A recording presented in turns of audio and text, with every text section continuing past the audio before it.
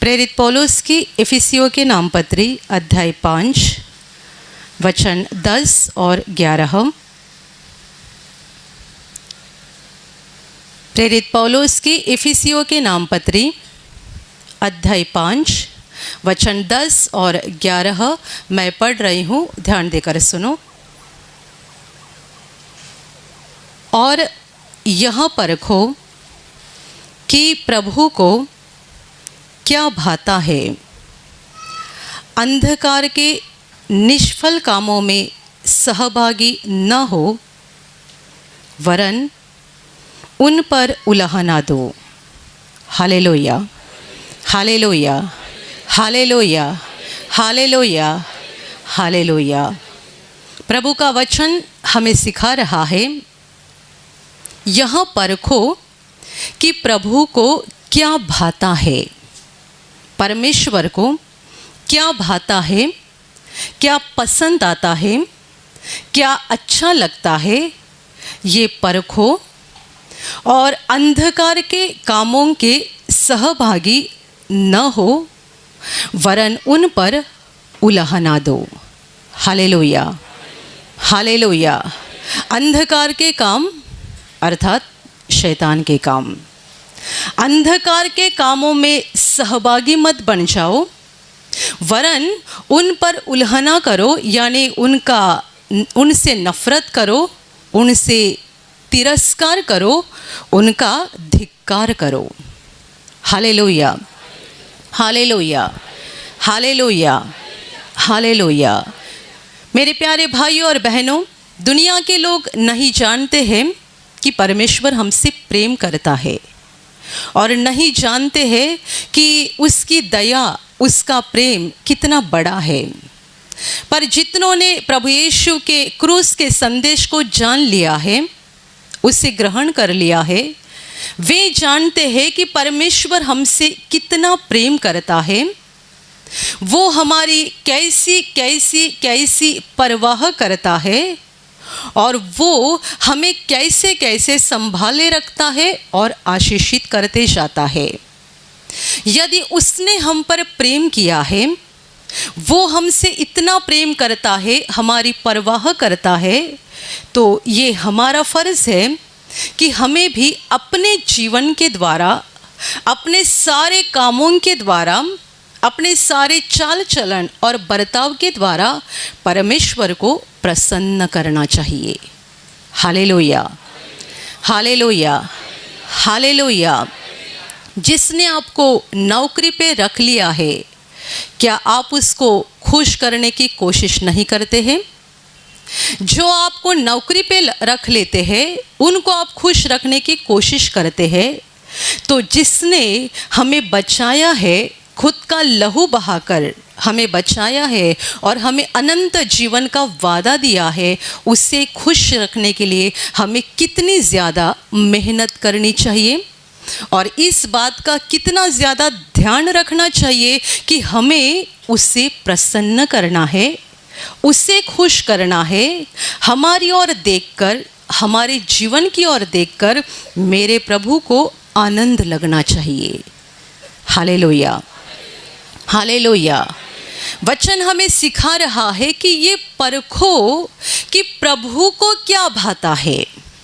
इसका साफ मतलब ये है कि तुम्हें क्या अच्छा लगता है ये मत करो, उसे क्या अच्छा लगता है ये करो। मुझे क्या पसंद है, दुनिया क्या बोलती है, मेरी मर्जी। हर कोई कहता है मेरी मर्जी।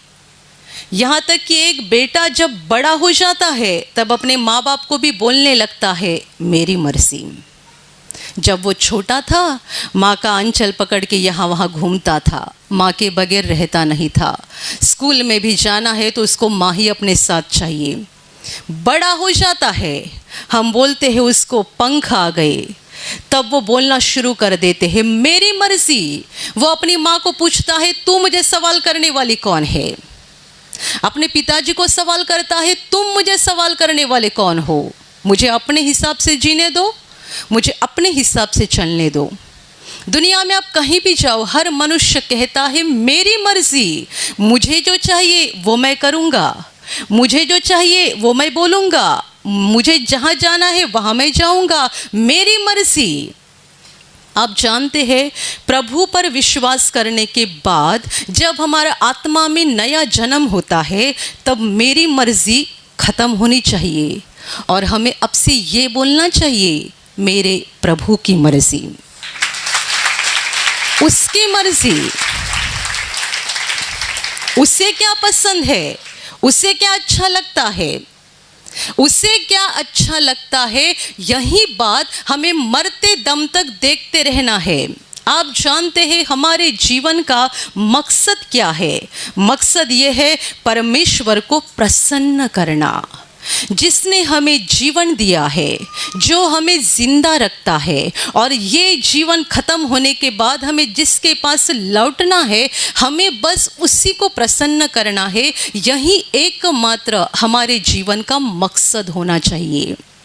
यदि आपके जीवन का मकसद ये है कि प्रभु को प्रसन्न करना, तो आप सही ट्रैक पर चल रहे हैं। और यदि आपके जीवन का मकसद कुछ और है, तो आप गलत ट्रैक पर चल रहे हैं। आपकी गाड़ी कहीं भी फिसल सकती है, बड़ी दुर्घटना हो सकती है और आपका बड़ा नुकसान हो सकता है। Hallelujah, hallelujah, hallelujah. वो हमारे लिए क्रूस पर मरा है, इसलिए मरा है कि अब से हम खुद की मर्जी के अनुसार नहीं, बल्कि जो हमारे लिए क्रूस पर मरा है उसकी मर्जी के अनुसार चले। उसने परमेश्वर पिता की इच्छा को पूरा किया। जब वो गत्सेमने बगीचे में था और अपने सारे दर्द और क्लेश को अपने आंखों के सामने देख रहा था, तब उसने प्रार्थना की थी, हे पिता, हो सके तो ये कटोरा मुझसे हटा दे, पर मेरी मर्जी के अनुसार नहीं, बल्कि तेरी मर्जी के अनुसार हो जाए। Hallelujah, hallelujah.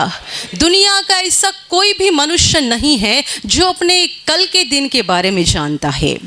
यदि आपको मालूम पड़ गया कल मेरी ऐसे एक रास्ते पे इतने समय पे दुर्घटना होने जा रही है, आप घर से बाहर ही नहीं निकलेंगे।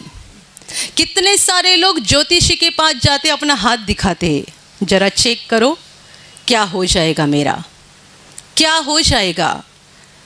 लोगों को आगे का मालूम पड़ना चाहिए, ऐसा उन्हें लगता है। क्यों लगता है? यदि मालूम पड़ गया तो मैं सावधान हो जाऊंगा।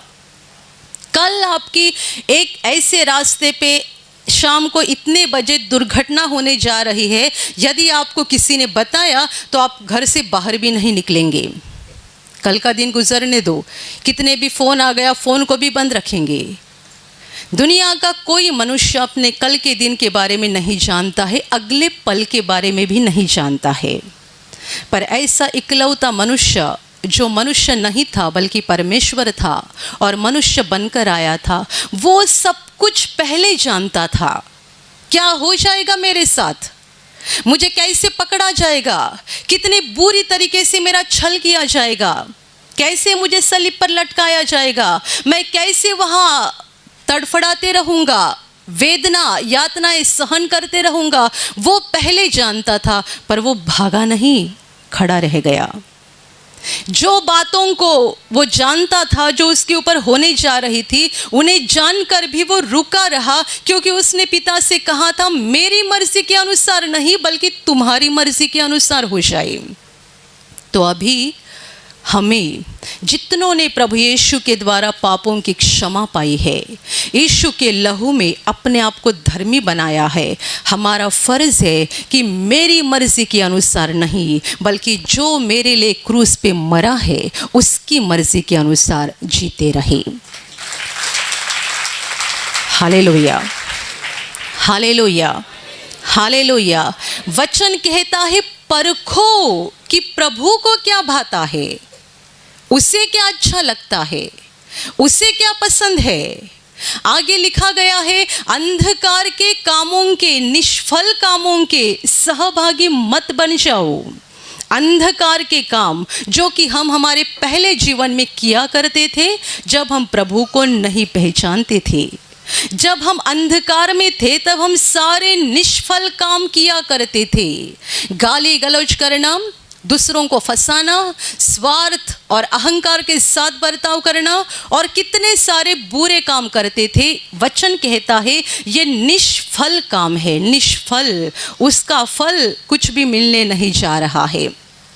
उन निष्फल कामों के सहभागी मत हो जाओ, वरन उनका धिक्कार करो, उनसे नफरत करो, उनसे उल्हाना दो, यानी अंधकार के कामों में दिलचस्पी मत लेना। Hallelujah, hallelujah, hallelujah. मेरे प्यारे भाइयों और बहनों, पौलुस ये खत ऐसे लोगों को लिख रहा है जिन्होंने पहले ही प्रभु यीशु को ग्रहण कर लिया है, और उन्हें वो बता रहा है कि अंधकार के निष्फल कामों के सहभागी मत बन जाओ। इसका मतलब यह है प्रभु यीशु पर विश्वास करने के बाद भी लोग अंधकार के कामों के सहभागी बन जाते हैं, बुरी बातों को शुरू रखते हैं और फिर बोलते हैं मेरे जीवन में सब कुछ बुरा होते जा रहा है। हालेलुया। मैंने कितने सारे लोगों को ऐसा बोलते हुए सुना है। जब कभी हम प्रभु के पास या प्रभु के करीब आने की कोशिश करते हैं, कुछ न कुछ हमारे जीवन में बुरा घटता है। हम प्रार्थना में आने की कोशिश करते हैं, रुकावटें आती है। हम घर पे प्रार्थना करना चाहते हैं, रुकावटें आती है। या तो बीमारी होती है, या तो कोई बुरी घटना होती है, या तो कोई बड़ी परेशानी आती है। जब प्रभु के करीब आने की कोशिश करते हैं, हमेशा कुछ न कुछ बुरा होते रहता है। और इसीलिए कितने सारे लोग प्रार्थना करना और बाइबल पढ़ना पसंद नहीं करते हैं, प्रार्थना में आना भी पसंद नहीं करते हैं, क्योंकि उन्हें ऐसा लगता है कि जब हम परमेश्वर के करीब जाने की कोशिश करते हैं तब शैतान हमें बहुत परेशान करता है और हमारे रास्ते में तरह तरह की रुकावटें और परेशानी लाता है। मैं आपको इसका जवाब देना चाहती हूँ। आप यदि प्रभु यीशु पर विश्वास करते हैं और यीशु के रास्ते पर चलना चाहते हैं, आपने अपने आप को पापों से शुद्ध किया है, तो आपका फर्ज है कि अब से आप अंधकार के काम ना करो, बल्कि रोशनी के काम करो, प्रकाश के काम करो, ज्योति के काम करो। लोग हालेलुया बोलते हैं, गाना गाते हैं, मैंने प्रभु पर विश्वास किया है ऐसा बोलते हैं, और काम अंधकार के करते हैं। मैंने यीशु पर विश्वास किया है, मैं बहुत प्रार्थना करता हूँ, बाइबल पढ़ता हूँ, लगातार प्रार्थना में आता हूँ, और काम अंधकार के करते हैं। इसीलिए जब आप प्रभु के करीब आने की कोशिश करते हैं, शैतान आपको कहता है तू मेरा कर्जदार है, तू कहाँ जा रहा है, पहला मेरा कर्जा चुका और फिर चला जा। तू मेरा कर्जदार है, यानी तूने मुझसे कर्जा लिया हुआ है। कितने बातों को तूने सुना है। जब आप अंधकार के काम करते हैं तब आप शैतान के कर्जदार बन जाते हैं, और ऐसी हालत में जब आप प्रभु के पास आने की कोशिश करते हैं, शैतान आपको कहता है तू कहाँ जा रहा है, तू कहाँ जा रही है, तूने मुझसे कर्जा लिया है, पहले उसको अदा कर, फिर मैं तुझे छोड़ूंगा। और जब वो कर्जा अदा करने आता है तब बीमारी आती है। जब वो कर्जा चुकाने के लिए आता है या वसूल करने के लिए आता है तब बीमारी आती है, दुर्घटना होती है, अचानक कोई संकट आता है, धंधे में असफलता आती है। कुछ लोगों ने ऐसा भी कहा है, हम प्रार्थना में जब आते हैं हमारे धंधे में घाटा हो जाता है, इसके लिए हम प्रार्थना में नहीं आना चाहते हैं। मेरे प्यारे भाइयों और बहनों, जान लो, जब आप प्रभु के करीब आने की कोशिश करते हैं, आपके रास्ते में रुकावटें क्यों आती है, बार बार रुकावटें क्यों आती है। कितने सारे विश्वासी लोग ऐसे भी हैं, हर दूसरे दिन, हर तीसरे दिन बीमार होते जाती है। ज़्यादातर ये हमारे विश्वासी बहनों के साथ होता है, हर दूसरे दिन बीमार, हर तीसरे दिन बीमार, हर सप्ताह में कुछ न कुछ होते रहता है। और फिर वो कहते हैं कि हमने प्रभु पे विश्वास किया है इसीलिए हमारे साथ ये बुरा होता है। ये सच है कि प्रभु पर विश्वास करने के कारण शैतान हमारे पीछे लगा रहता है, पर यह भी उतना ही सच है कि परमेश्वर हमें सुरक्षित रखता है। उसका सुरक्षा कवच हमारे आसपास बना रहता है। आपको 6 महीने में एक बार बीमारी आ गई या साल भर में एक बार बीमारी आ गई तो आप बोल सकते हैं कि शैतान ने मुझ पर हमला किया क्योंकि मैं प्रभु के पास जा रहा हूँ। पर आप हर दूसरे दिन तीसरे दिन बीमार होते जा रहे हैं। 1 साल हो गया, 2 साल हो गया, विश्वास में आपको 5 साल हो गए, 7 साल हो गए और अभी भी आपका चालू ही है। हर सप्ताह बीमार होते जा रहे हैं। आप बीमार होते हैं, तेल पानी लगाते, ठीक होते हैं, प्रभु का धन्यवाद देते, दूसरे दिन फिर से बीमारी। अचानक सीने में दर्द होगा, अचानक पेट में दर्द होगा, अचानक सर में दर्द होगा, अचानक कुछ भी हो जाता है। आपको अपने आप को परखना है कि आप अंधकार के काम कहां पर कर रहे हैं और आप आपके जीवन के कौन से इलाके में शैतान के कर्जदार बन चुके हैं। Hallelujah, hallelujah, hallelujah. मैं आपको उदाहरण देना चाहती हूं। कोई बहन नियमित रूप से प्रार्थना में आती है और जब प्रार्थना में आती है तो बहनें अपने बालों के ऊपर से स्कार्फ भी लगाते हैं, प्रभु के सामने नम्र बन जाते हैं और एक सभ्य व्यक्ति की तरह परमेश्वर के सामने पेश होते हैं। जब बाहर जाती है तब उनके होठों के ऊपर लिपस्टिक आ जाती है। बाहर जाने के बाद उनके नाखूनों के ऊपर नेल पेंट आ जाता है। बाहर जाने के बाद यहाँ जो उनका कपड़ा बड़ा बड़ा है ना, वो छोटा बन जाता है। और हर दूसरे दिन तीसरे दिन बीमार होते हैं और कहते हैं मैंने प्रभु पे विश्वास किया है ना, इसके लिए शैतान मुझे परेशान कर रहा है। आप अपने आप को फंसा रहे हैं, प्रभु को नहीं। ये अपने शरीर को सजाना धजाना, ये बातों का बाइबल में सख्त विरोध किया गया है। आप ये सारी बातें किसके लिए करते हैं? दुनिया को दिखाने के लिए। एकदम भड़कीले कपड़ों का पहनना, छोटे कपड़े पहनना, ये सारी बातें किन के लिए है? दूसरों का ध्यान अपने ऊपर लगाने के लिए। जबकि बाइबल में इन बातों का बहुत कड़क शब्द में विरोध किया गया है। विरोध। इसीलिए मैंने ऐसे बहुत सारी बहनों को देखा है जो हमेशा बीमार रहती है पर उनके होठों के ऊपर की लिपस्टिक हटती नहीं है, उनके नाखूनों के ऊपर का नेल पेंट हटता नहीं है और उनका सजना धजना कम होता नहीं है। मैं आपको ये नहीं बता रही हूँ कि बहनों ने बिल्कुल कान में, हाथ में, गले में नहीं पहनना चाहिए। ये हमारी भारतीय संस्कृति है। हम भारतीय है तो भारतीय संस्कृति के अनुसार जितनी बातें ज़रूरी है बस उतनी हमें करनी चाहिए। मिनिमम, कम से कम बातें। पर ऐसा नहीं है ये नेल पेंट लगाना और लिपस्टिक लगाना, इसको संस्कृति में मत लाओ। इन बातों के द्वारा और छोटे छोटे कपड़े पहनकर या एकदम भड़कीले कपड़े पहनकर आप दूसरों का ध्यान अपनी ओर खींच लेते हो। ये संस्कृति का हिस्सा नहीं है बल्कि ये वासना का हिस्सा है जिसके कारण आप उस दुष्ट शैतान के कर्जदार बन जाते हैं। बहुत सालों पहले की बात है, केंद्र में एक जवान लड़की प्रार्थना में आती थी। उसे क्या बीमारी थी ये मुझे मालूम नहीं थी, बाद में पता चला।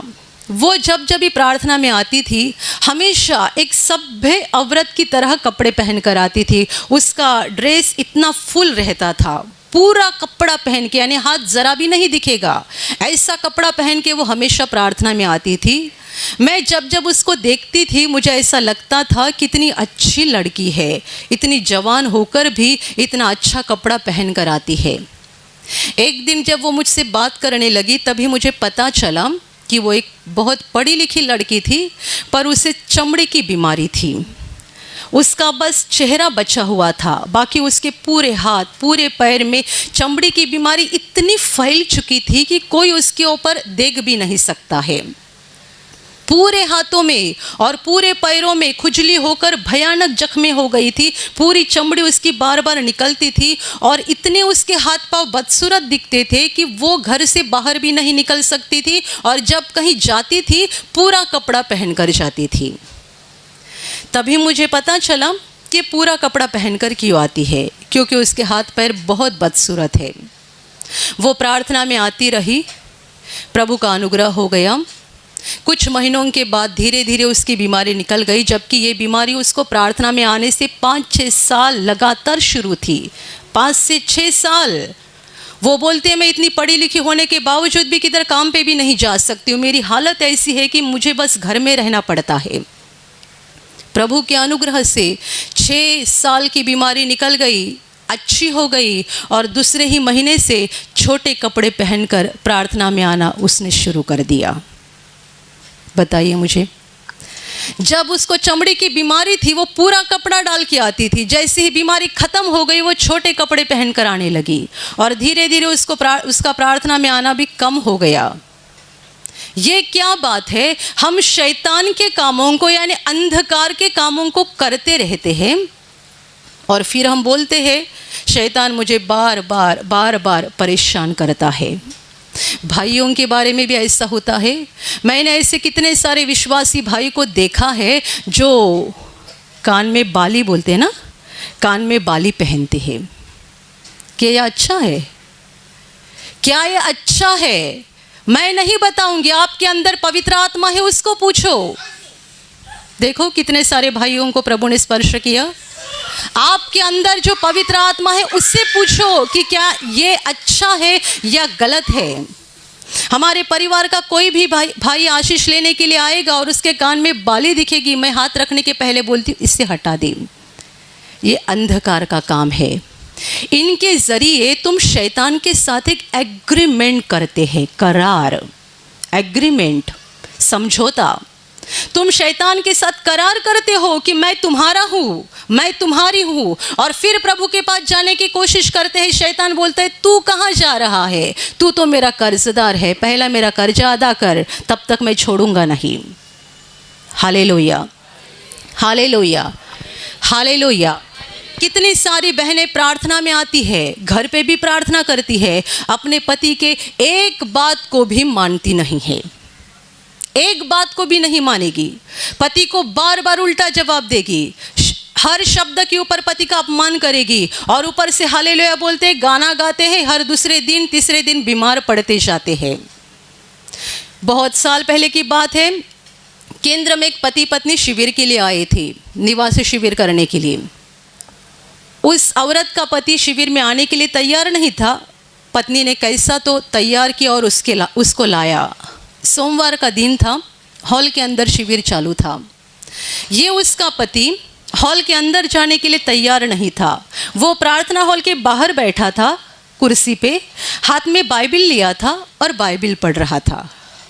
आप मुझे बताओ कितनी अजीब बात है कि ये भाई बाइबिल पढ़ रहा है और प्रार्थना हॉल के अंदर जाने के लिए तैयार नहीं है।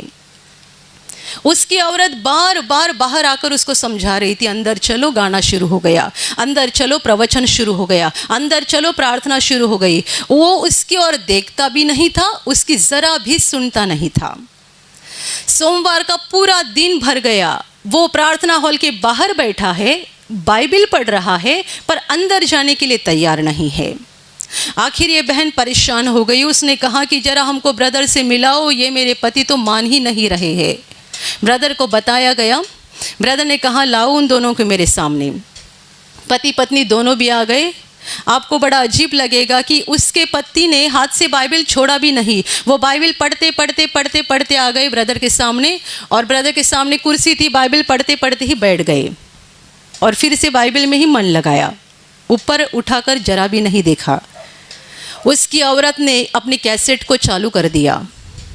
ये मेरा पति ऐसा है, वैसा है, वैसा है, इधर आने को तैयार नहीं था, मैं कब से यहाँ प्रार्थना में आ रही हूँ, आज कैसे भी करके उसको शिविर में लाया है, ये ज़रा भी सुनता नहीं है, अंदर आने को तैयार नहीं, आज शिविर का पूरा दिन भर गया, ये अंदर नहीं आ रहा है। बहुत कुछ बताया।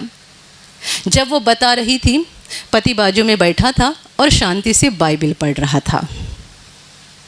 उसकी कैसेट ख़त्म होने के बाद उसके पति ने अपने सर को उठाया और ब्रदर से कहा, ब्रदर ये मेरी औरत मेरी एक भी बात को मानती नहीं है। और फिर बाइबिल पढ़ने लगे। एक ही वाक्य कहा, ये मेरी औरत मेरी एक भी बात को मानती नहीं है, और बाइबिल पढ़ने लगा। तब तक ब्रदर भी शांत थे क्योंकि सारा माहौल अजीब लग रहा था। ब्रदर ने उस औरत को पूछा, बहन जी आपके पति जो बोल रहे हैं क्या ही सही है? वो बोलते हाँ सही है ना, मैं कुछ सुनती नहीं हूँ उनका। सही है, मैं कुछ सुनती नहीं उनका। ब्रदर ने कहा उनके पास क्षमा मांगो, कुछ बिगड़ नहीं गया है, तुम्हारा दिल बिगड़ गया है। क्षमा मांगो पति के पास। उसने क्षमा मांगी, मुझे क्षमा कर दो, मैंने आज तक तुम्हारा कुछ नहीं सुना है, मुझे क्षमा करो। पति ने कहा मैंने क्षमा किया। फिर दोनों हंसते हंसते गए और मंगलवार से दोनों ने शिविर में भाग ले लिया।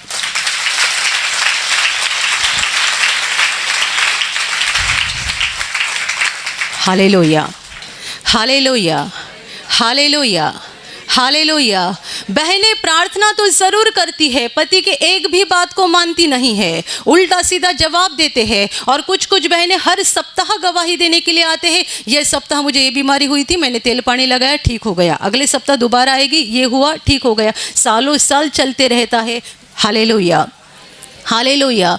ब्रदर कहते थे प्रार्थना ये दवा है, परमेश्वर के वचन के अनुसार चलना ये खाना है। आप खाना बराबर लोगे तो दवा की ज़रूरत भी नहीं पड़ेगी। बार बार मुक्ति की प्रार्थना सुननी पड़ती है, बार बार तेल पानी लगाना पड़ता है, बार बार ब्रदर के कब्र की मिट्टी लगानी पड़ती है। हर सप्ताह कुछ न कुछ होते जाता है, होते जाता है, होते जाता है। ज़्यादातर बहनों के बारे में, कई पैमाने में भाइयों के बारे में होता है। आज आपको परखना है कि मैं शैतान का कर्जदार कहाँ बन गया हूँ, कहाँ बन गई हूँ। मैं शैतान की बातों को कहाँ सुन रहा हूँ। अंधकार के कौन से काम मैंने मेरे जीवन में शुरू रखे हैं। आपका बोलना, आपका प्रार्थना का जीवन और आपका वास्तव जीवन, उसमें फर्क नहीं होना चाहिए। आप जब हाथ ऊपर उठाते हैं, प्रार्थना करते हैं, एक पवित्र और सभ्य औरत, सभ्य व्यक्ति की तरह नजर आते हैं। आपका वास्तविक जीवन भी वैसा ही होना चाहिए, वैसा ही। Hallelujah, hallelujah, hallelujah. और इसीलिए वचन कहता है कि परखो प्रभु को क्या भाता है, परखो प्रभु को क्या अच्छा लगता है। मुझे क्या अच्छा लगता है, मुझे क्या पसंद है, ये महत्वपूर्ण नहीं है, क्योंकि हम पापी इंसान हैं। हमारे शरीर में पाप की वासना है। जब हम हमारी इच्छा के अनुसार करने जाते हैं तब यकीनन गिर जाते हैं, क्योंकि हम पाप ही किया करते हैं। जब हम परमेश्वर की इच्छा के अनुसार करते हैं तब हम पाप नहीं कर सकते हैं, क्योंकि परमेश्वर की इच्छा, उसके वचन, उसकी आज्ञाएं पवित्र हैं, परिपूर्ण हैं, और वो हमें कभी भी पाप में नहीं गिरा सकती है। Hallelujah, hallelujah, hallelujah, hallelujah. शैतान के साथ एग्रीमेंट मत करो। विश्वासी लोग भी शैतान के साथ एग्रीमेंट कर रहे हैं, करार कर रहे हैं। कितने सारे विश्वासी भाई बहनों को भी दुष्टात्मा छोड़ते नहीं है। यदि आपने प्रभु पे विश्वास किया है, दुष्टात्मा आपके अंदर रह कैसे सकता है? दुष्टात्मा आपको सता क्यों रहा है? कई विश्वासी भाई बहन कहते हैं हमें दुष्टात्मा दिखाई देते हैं, नजर आते हैं। मेरे प्यारे भाइयों और बहनों, मेरे विश्वास के 24 साल के सफर में मैंने एक बार भी दुष्टात्मा को नहीं देखा है, एक बार भी नहीं। दुष्टात्मा को देखना ये हमारा काम नहीं है, ये तो बहुत बुरी बात है। आपको दुष्टात्माएं नजर क्यों आ रहे हैं? आपने शैतान के साथ कहीं तो करार किया है। आपके जीवन के द्वारा, आपके बर्ताव के द्वारा, आपके चाल चलन के द्वारा आपने शैतान से कर्जा लिया हुआ है, और इसीलिए वो आपको बार बार सताता है और बुरी तरीके से परेशान करता है। Hallelujah, hallelujah, hallelujah. आपको करना क्या है? प्रभु के सामने आ जाओ, नम्र बन जाओ, पश्चाताप करो, और अंधकार के जितने भी काम आपके जीवन में शुरू है उन कामों को निकाल दो। एक बार प्रभु ने आपको माफ कर दिया कि फिर शैतान आपके पास से कर्जा वसूल करने के लिए नहीं आ सकता है। पर आप यदि बार बार उससे कर्जा लेते जाएंगे, बार बार, तो उसको बार बार आपके ऊपर अधिकार मिलते जाएगा। आप प्रभु के सामने सभ्य व्यक्ति है और दुनिया में जाकर शैतान की तरह बर्ताव करते हैं, तो शैतान को आपके ऊपर कितना बड़ा अधिकार मिल जाएगा। जैसे आप इस प्रार्थना घर में बर्ताव करते हैं, वैसे ही बाहर बर्ताव करना चाहिए, वैसे ही अपने घर में बर्ताव करना चाहिए, वैसे ही अपने सच्चे वास्तविक जीवन में अपने चाल चलन रखनी चाहिए। प्रभु को क्या भाता है, प्रभु को क्या अच्छा लगता है, ये देखो। Hallelujah, hallelujah, hallelujah. वचन कहता है जो प्रभु को अच्छा लगता है उसको परखते जाओ, अंधकार के निष्फल कामों में सहभागी मत बन जाओ, वरन उनका धिक्कार करो, उनसे नफरत करो, उनको अपने जीवन से हटा दो। यदि आप अंधकार के कामों को छोड़ दोगे, उनका धिक्कार करोगे, उनको आपके जीवन से निकाल दोगे, तो ध्यान रखना शैतान को आपके ऊपर अधिकार नहीं मिलेगा। जो प्रभु को पसंद ऐसा जीवन बिता रहे हैं उनके ऊपर प्रभु को अधिकार रहता है, शैतान को नहीं। शैतान विश्वासी लोगों को बार बार सताने की कोशिश ज़रूर करता है, पर हर बार प्रभु वो जलते तीर हमारे पास आने नहीं देता है, क्योंकि वो हमें संभालता है, वो हमें सुरक्षा देता है और वो हमें सुरक्षित रखता है। Hallelujah, hallelujah, hallelujah. हर कोई अपने जीवन के अंधकार के कामों को आज जांच लो, पहचानो कि मेरे जीवन में अंधकार के काम कहाँ शुरू है। उन कामों को निकाल दो, सच्चे दिल से प्रभु के सामने आओ, रोकर पश्चाताप करो और प्रभु से कहो मुझे इसे मुक्त कर दे।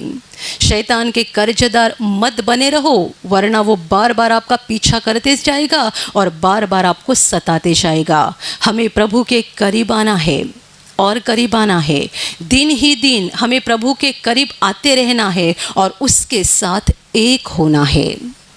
हमें प्रभु के साथ एक होना है और इसलिए हमें ज़रूरी है कि अंधकार के कामों को निकाल दे, अंधकार के कामों से नफरत करे और प्रभु के नज़दीक जाते रहे। Hallelujah, hallelujah, hallelujah. परमेश्वर सचमुच जिंदा है और वो आपसे प्यार करता है, वो हम सब से प्यार करता है। वो नहीं चाहता है कि हमारे जीवन में कोई परेशानी रहे, कोई समस्या रहे, हम आंसू बहाते रहे। ऐसे परमेश्वर की इच्छा नहीं है, क्योंकि वो हमारा सच्चा पिता है और वो हमें एक आशीषित जीवन देना चाहता है, एक तंदुरुस्त शरीर देना चाहता है, क्योंकि वो हमारा पिता है और वो हमसे प्यार करता है। मैं आपके लिए अभी प्रार्थना करने जा रही हूँ। आपके शरीर के जिस भाग को बीमारी है वहाँ विश्वास के साथ हाथ रखो। प्रभु यीशु अभी आपको स्पर्श करने जा रहा है और चंगाई देने जा रहा है। जहाँ कहीं आपको बीमारी है विश्वास के साथ हाथ रखो, और यदि वहाँ हाथ नहीं रख सकते हैं तो सीने पे हाथ रखो पूरे विश्वास के साथ, ये विश्वास के साथ कि प्रभु अभी आपको छुएगा और इसी क्षण उसका अद्भुत सामर्थ आपको दिखाएगा। प्रभु यीशु के नाम से आपके शरीर की हर बीमारी इसी क्षण निकल जाए। आपके जीवन का सारा दुख प्रभु यीशु के नाम से इसी क्षण निकल जाए। आपके जीवन के ऊपर जितने भी श्राप है उन सारे श्रापों को प्रभु यीशु के नाम से मैं निकाल देती हूँ। सारी दुष्टात्माएं जो आपको और आपके परिवार को सता रही है, यीशु के नाम से मैं इनको निकाल देती हूँ। आपके दिल की अशांति निकल जाए, आपके दिल का दुख निकल जाए, आपके दिल की और जीवन की सारी परेशानी निकल जाए और आपके ऊपर और आपके परिवार के ऊपर प्रभु यीशु के महान आशीष आए। आमीन।